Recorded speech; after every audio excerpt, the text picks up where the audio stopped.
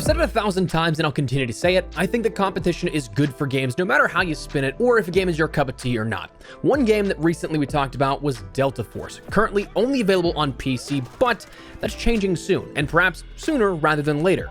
But along with that anticipation of a global rollout beyond just PC, there's also been new content detail that looks to make the upcoming offering something that's definitely worth checking out. So today, I want to run down all of this with you and keep you in the loop with all you should know. So drop your thoughts below as we go along. Want to hear more about Delta Force? Drop a like and comment if so, and make sure to subscribe for more FPS coverage here on the channel beyond just our normal Call of Duty stuff. I'd love to have you in the community, but for now, let's get into it. So to kick things off, officially speaking, the official Delta Force socials posted the following. Our upcoming season Starfall is packed with content, new maps, modes, and weapons, all new operator, entire Black Hawk Down co-op campaign. Join us for a developer live stream on January 10th for a detailed preview of season Starfall. So this is their official announcement of the, at least sort of what we're experiencing, the first season of content upcoming here. That developer live stream coming at 3 p.m. Eastern, noon Pacific, and I believe that's 8 p.m. in the UK for those interested in checking that out. But hey,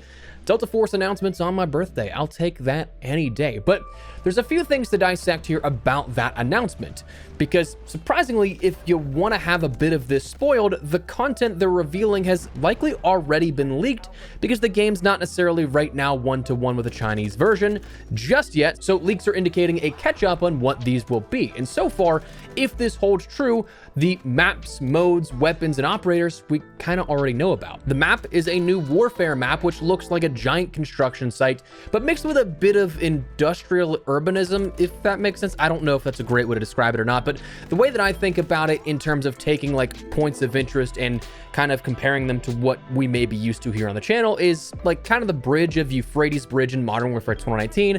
You take that and you put it in like the surrounding northwestern construction site of Urzikstan, and I think you kind of have the same vibe here with that map that's upcoming. Looks like a lot of open area, but also enough cover that you're not just cannon fodder for tanks out there. There's also a new mode that seems rather interesting, a 3v3v3 mode, multi-team if you will.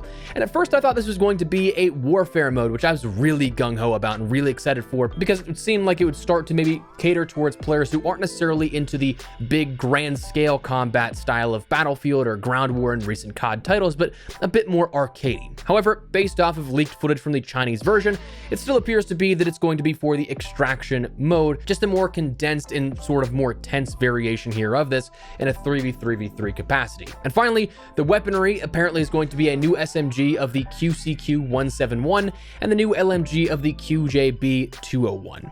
The operator is an operator that seems to be like a tank class, adding on to some of the others I've already seen here at this, coming with an anti-explosive suit, a shield that can be rear protection when stowed, a grappling gun that was seen pulling teammates and enemies near to close quarters combat, so if your squad mate is downed but in that line of fire, you can use the grapple gun on him to pull him into cover, and then also a razor wire grenade. This type of operator isn't something new to the FPS space or anything like that, or any sort of tactical shooter, but it's nice, I think, to have in addition to what we've already seen in Delta Force, like filling out some of the available roles, and I think it fits nicely here with this. So you get a little bit of everything with this upcoming season Starfall.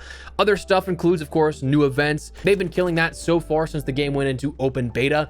And then other things, probably like a new battle pass also. But the biggest mention here out of this, I think, is the mention of the launch of the entire Black Hawk Down campaign. That remaster project is what I'm super looking forward to personally. It's being redone in UE5 or Unreal Engine 5, so it should be something that looks really good. Honestly, we might even put a straight up playthrough here on the channel or the second channel. Let me know which one you'd prefer, but stoked to play this no matter what way you look at it. So far, the devs have promised this to be a faithful remaster of the classic, to my knowledge, which will give Delta Force that grounded approach, and a lot of veterans of the classic Delta Force games are probably excited to hear this. Probably what they were hoping for with the current offering, but obviously with the hero-based elements, the extraction shooter, it's not quite exactly that.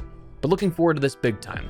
The only thing to consider beyond this that is still kind of, as of this announcement, up in the air, is they haven't given a specific date on this. I'm imagining that's going to be something that is revealed here as of this sort of developer interview and developer preview, but is it something we're going to see launching with the seasonal launch sometime in season as a part of like a seasonal update in that season, or is the season Starfall window, that time from start to beginning, just the sort of it's going to happen at some point during this? We don't quite know. That's going to be something that's revealed later. And speaking of which, release of content. Right now, it's rumored to be the 15th for this new season of content, but it's also rumored the global rollout for launch on mobile apparently is going to be the 20th. So a few days later after this developer interview and the launch of this new season. So, okay, pretty cool. New content on PC followed by global launch of mobile, but for most that may not mean a ton.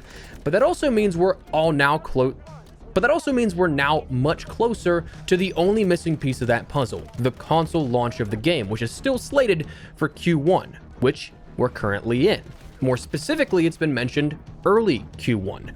Now, I'd like to say that they surprise dropped this on the same day, but frankly, I'm not getting my hopes up for that. Personally, I'd rather be able to look at what is the less satisfactory of those options and be like, okay, it didn't happen, then get my hopes up and then be disappointed if it doesn't. But that should mean that everyone, regardless of platform, should have this game in just a little bit of time, in a month or two. And that's the good news to me. I think that from all that it's offered so far, if you can put out of your mind that it's made by Tencent, any preconceived notions there, or anything else like that, and take the game at face value for what it is, this game has a lot of cool stuff so far. It's free to play, it will be cross-play for everybody, and I think cross-progression, I believe, so you can hop from PC to console or whatever the case, console to mobile. It's got an anti-cheat that works, which is something that we can't really say about Call of Duty much lately, albeit it's so deeply rooted at the kernel level that it's a bit of an argumentative point, but it's got a lot of stuff going for it in terms of things to do, protections, and of course, ease of access being free to play. So I'm really looking forward to this launching globally on consoles so that everybody can experience this.